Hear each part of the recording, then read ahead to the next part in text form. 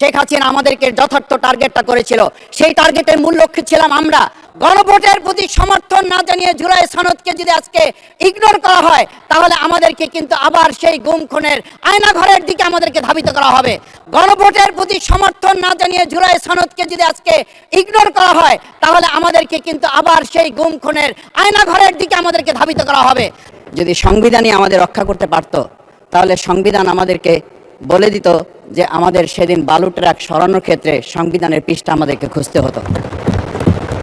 সংবিধান যদি আমাদেরকে রক্ষা করতে পারত, তাহলে ৭২-এর সংবিধানের আলোকে আজকে আমাদের এখানে থাকার কথা না। আমি শফিকুল ইসলাম মাসুদ, আমার এখন জেলখানায় থাকার কথা। সংবিধান যদি মানতে হতো, তাহলে আমাদের মাননীয় প্রধানমন্ত্রী বাংলাদেশে থাকার কথা না, অন্য দেশের বাইরে থাকার কথা। সংবিধান মানতে হলে বর্তমান স্বরাষ্ট্রমন্ত্রী এখন দেশের বাইরে থাকার কথা ছিল।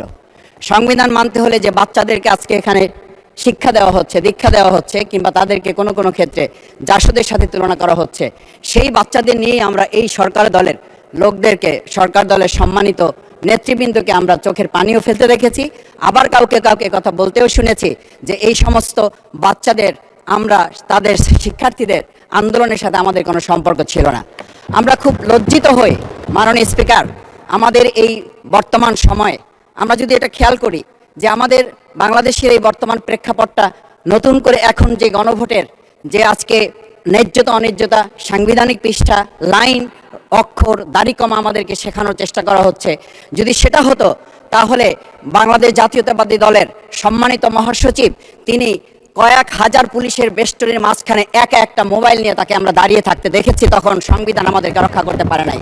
মাননীয় স্পিকার, আমি 350 মামলা নিয়ে 7 মাসের ব্যবধানে, আপনিও আমার 2-1টা মামলাতে আপনি আমাকে সহযোগিতা করেছেন, সেটা এই সুযোগে ধন্যবাদ জানাতে চাই। আমার 350 মামলা জামিন করতে 7 মাস সময় লেগেছে, আমার বের হতে সময় লেগেছে 4.5 বছর। আমি সেই 4.5 বছরে 3 বার রিয়ারেস্ট হয়ে 2 বার গুম হয়েছি। আমি তখন ডিজিএফআই, এনএসআই, ডিবিএসবির কাছে জানতে চেয়েছিলাম আমার সামনে দিয়ে বড় বড় নেতারা বের হয়ে যাচ্ছে, আমার অপরাধটা কি? তখন বলেছিল তারা হুমকি না, হুমকি হচ্ছেন আপনারা। আমাদেরকে যখন শেখ হাসিনার শেষ সরকার নিষিদ্ধ করেছিল, তখন তারা 14 দল মিটিং করে বলেছিল এই জামাত শিবিরই হচ্ছে সবচেয়ে বড় সমস্যা, তাদেরকে নিষিদ্ধ করলে এই আন্দোলন থেমে যাবে। আজ একটা কথা পরিষ্কার বলতে চাই, এই গণবিপ্লব নিয়ে আমাদের মাথা ব্যথার মূল কারণ হচ্ছে এখানেই।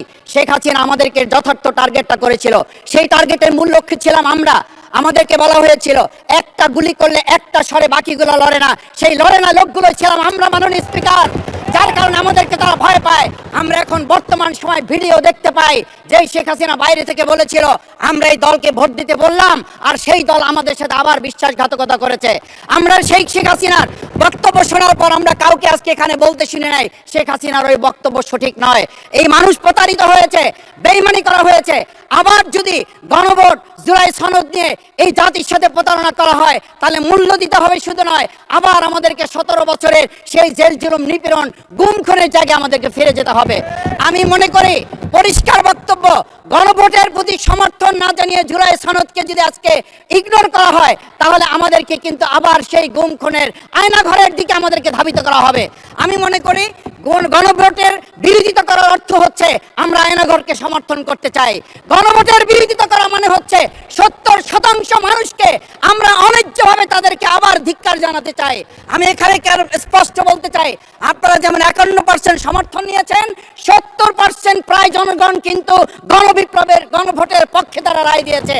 আপনাদের যে সেই 51%-এর তুলনায় সেই 70% প্রায় গণভোটকে যদি আপনারা ইগনোর করেন, তাহলে আমি বলবো আমার বাউফল, আমার পটুয়াখালী শুধু নয়, গোটা বাংলাদেশ আবার জেগে উঠে গণভোটকে তারা কার্যকর করবে।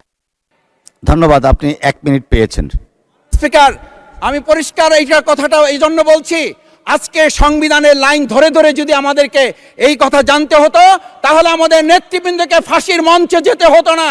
আমার মতো ছোট মানুষের কাছে সে সময় ডিজিএফআইয়ের কাছে প্রস্তাব এসেছিল, আপনারা কি চান? মন্ত্রিত্ব চান, দেশ পরিচালনা চান, সবকিছু দেওয়া হবে, শুধু শেখ হাসিনার নীতিতে আপনারা আসেন।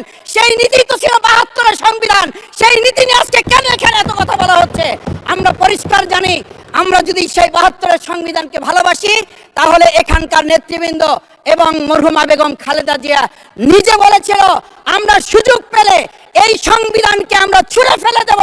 সেই সংবিধানের প্রতি আজকে বর্তমান সরকারি দলের কেন এত প্রেম জাগ্রত হয়েছে এটা বাংলাদেশের মানুষের জানার অধিকার আছে। আমি আমার প্রিয় বাউফলের মানুষের প্রতি ভালোবাসা শ্রদ্ধা জানাই।